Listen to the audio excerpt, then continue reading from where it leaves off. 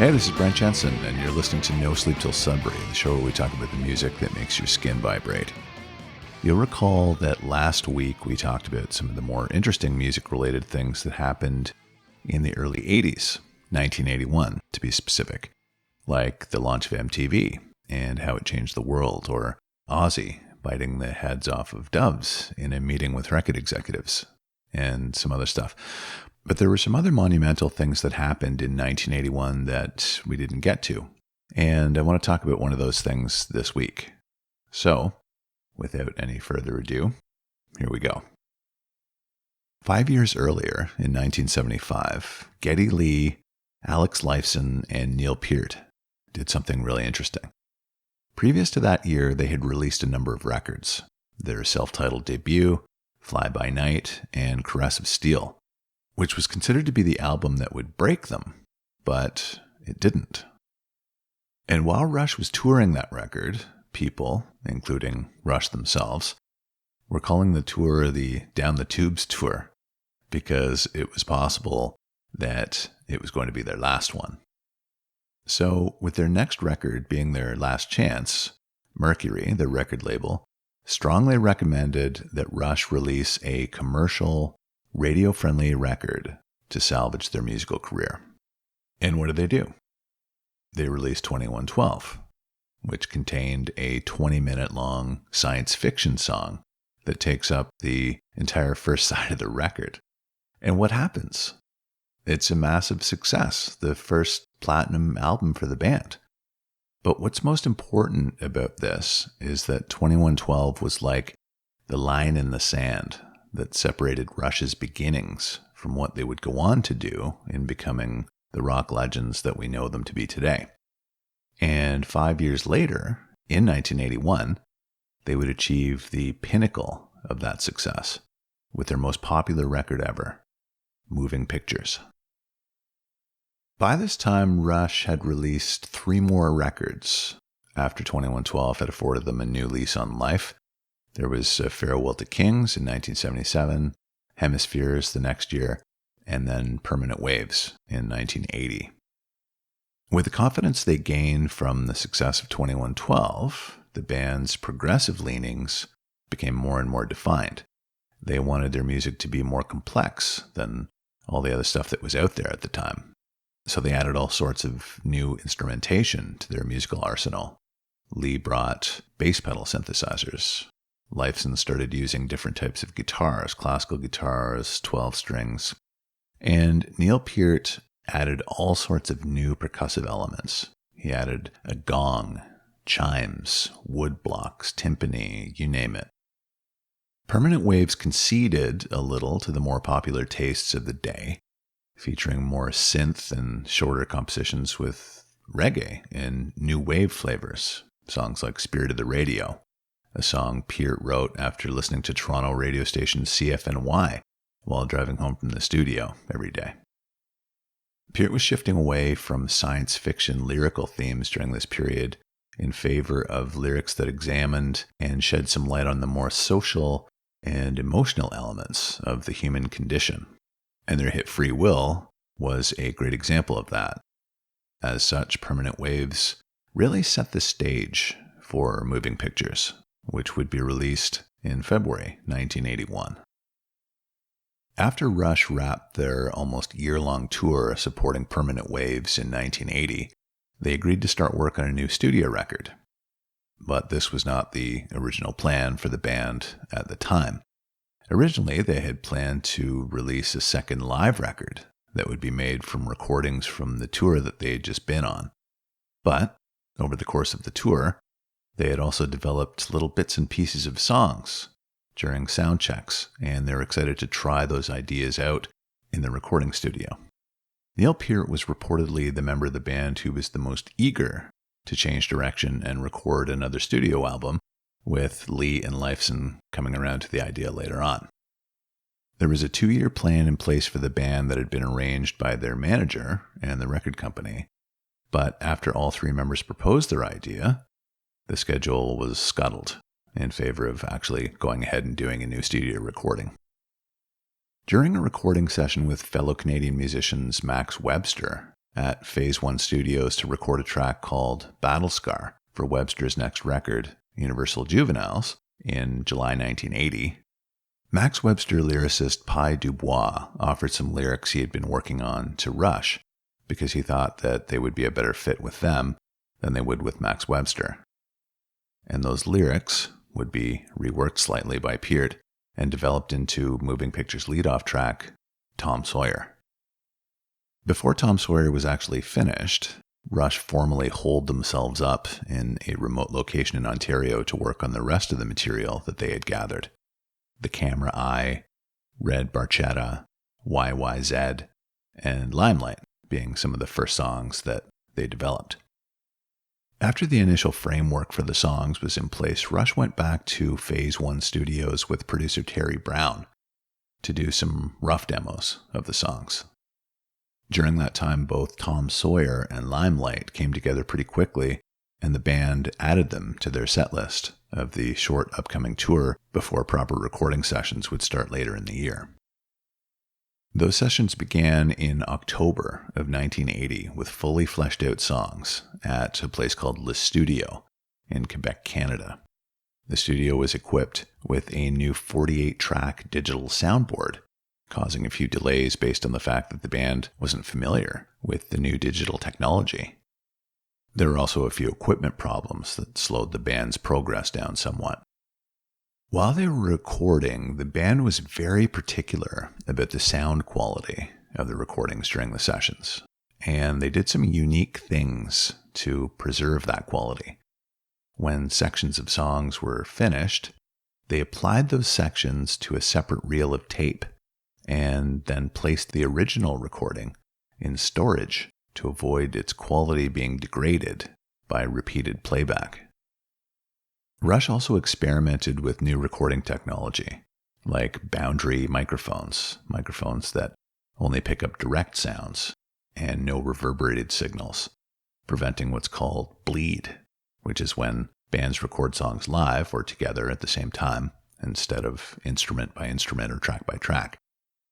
A pressure zone boundary microphone was taped to Peart's chest as he played, and they used it to pick up the ambient audio of the studio room for the final mixes.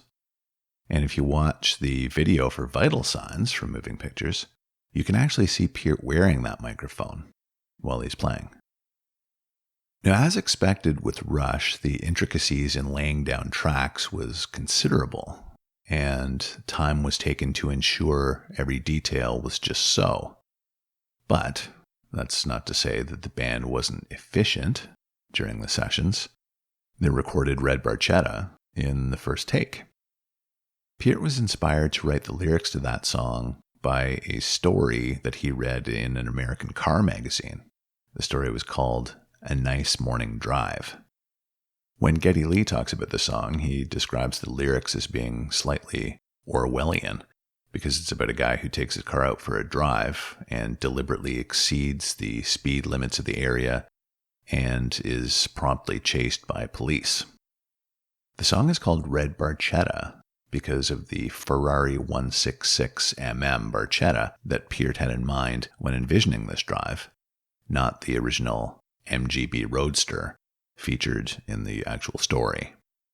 Decades later, Peart would meet the author of that short story. His name was Richard Foster, and their subsequent chat about cars, BMW, motorcycles, was documented in an article called The Drummer, The Private Eye, and Me in 2007. The song Limelight contains two lyrical winks, as it were. The first one is in the line, "Living in a fisheye lens, caught in the camera eye," which references the following track on Moving Pictures, The Camera Eye. The second one is the line, "All the world's indeed a stage, and we are merely players," which of course references the title of the band's first live record, All the World's a Stage, released back in 1976. And that line, actually, was borrowed from William Shakespeare's comedy play, As You Like It. Peart's lyrics for Limelight reflect his personal disdain for fame and its perceived interference with his life. Peart never did like the limelight often avoiding fan interactions and meet and greets, not because he didn't like his fans or appreciate the love that they showed him, but he just thought that the entire concept of fame and idolatry, that one human being should worship another human being, was silly. He had a saying that I really loved. The saying went, "Be your own hero." He never believed in having idols. The reason why he came to be recognized as one of, if not the greatest drummer in the world, was because he strove to impress himself, and he wanted simply to be his own hero by reaching his own personal potential goals. Pretty impressive individual, and sorely missed. One of Peart's finest moments, Tom Sawyer, took him 2 days to record and apparently left him with raw, red, aching hands and feet, though he did recall the recording as being enjoyable work, according to him. The instrumental section in that song was developed from something that Geddy Lee would fool around with on his synthesizer during sound checks of the previous tour, and he'd actually forgotten about that material until someone else in the band raised the question of what should go in that instrumental section of the song. The fully instrumental YYZ from Moving Pictures is named after the International Air Transport Association airport code for Toronto Pearson International Airport. And the song's rhythm pattern is actually the Morse code of the letters YYZ. The guys in Rush are so clever when it comes to this stuff. The Morse code for YYZ was worked into the song's 5/4 time signature by adding eighth notes to play the dashes of the code, and the dots of the code were played using 16th notes. The idea to do the instrumental came from the experience that Rush had doing La Villa Strangiato, the instrumental from Hemispheres, named after Lee's and Peart's nickname for Alex Lifeson's tendency to share the long, drawn-out details of his dreams with them at the studio every day. They had so much fun doing La Villa Strangiato that they wanted to do another instrumental jam, but only shorter this time.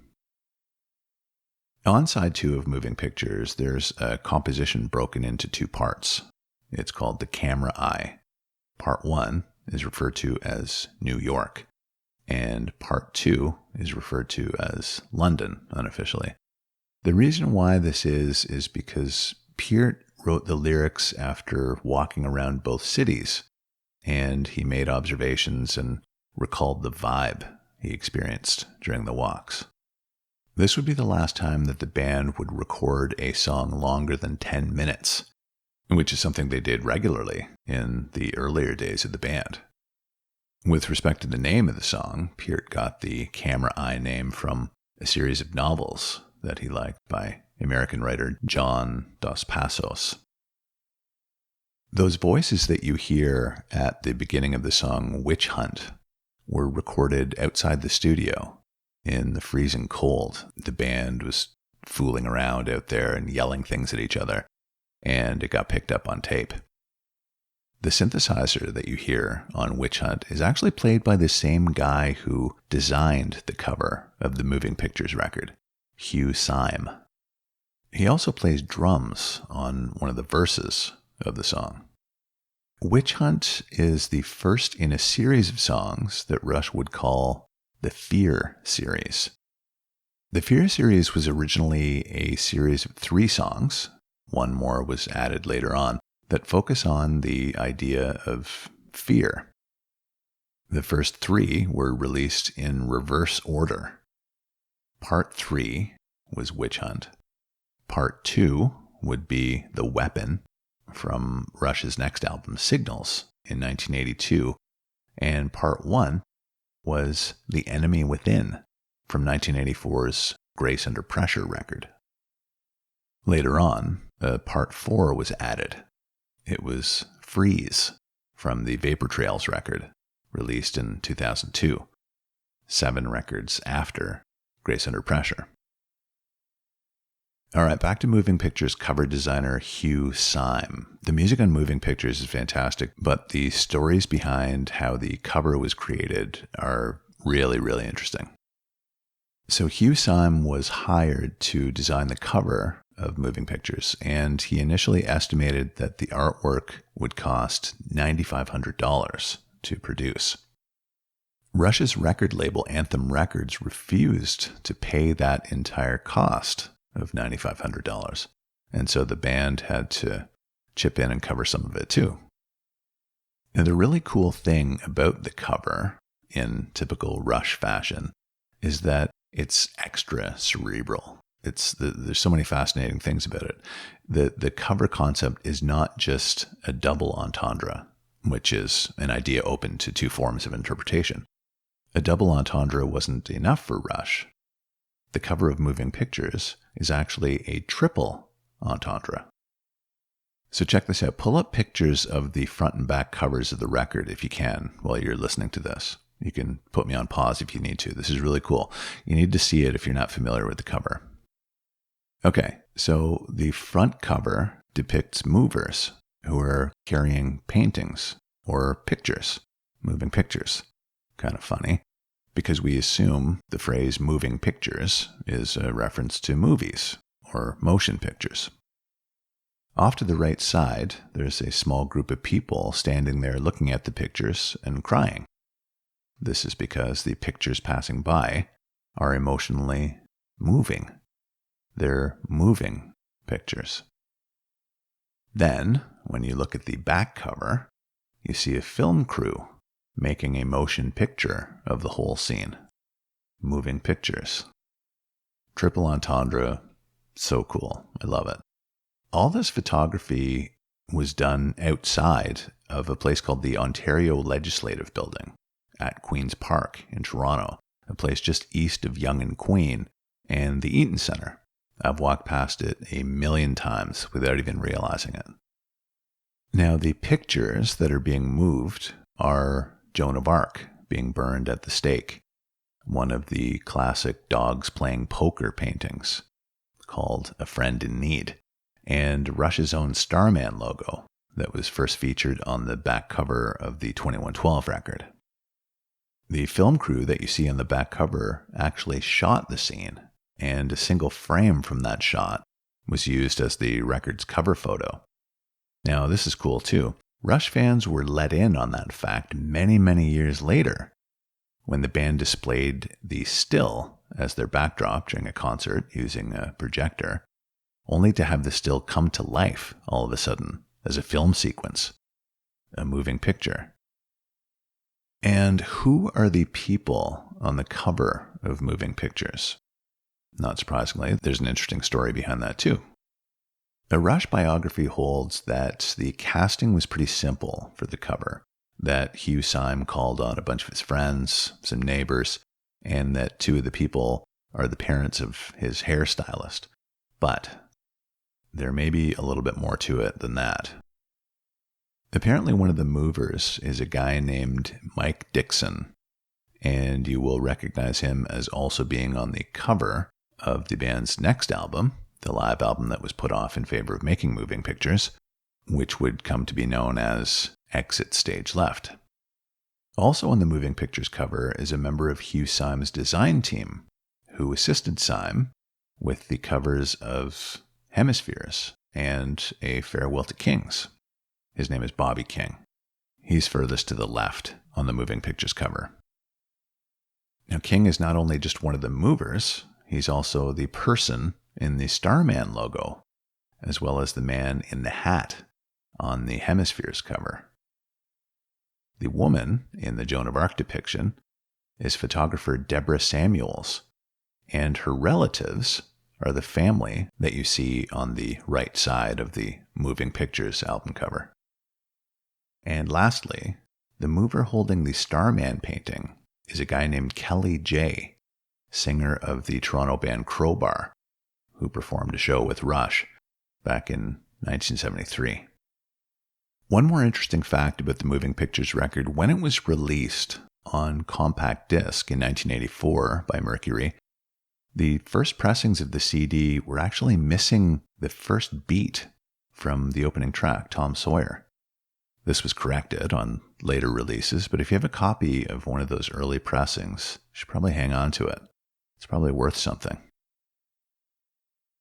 All right, that was a very detailed look at one of the greatest rock records of all time, Rush's Moving Pictures, released in one of the greatest years for rock and roll, 1981.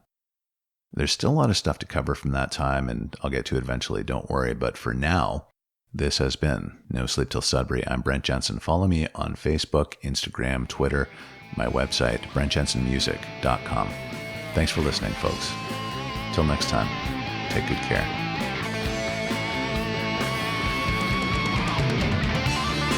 Brent Jensen is the best-selling author of No Sleep Till Sudbury, Leftover People, and All My Favorite People Are Broken. All titles available in stores and on Amazon worldwide.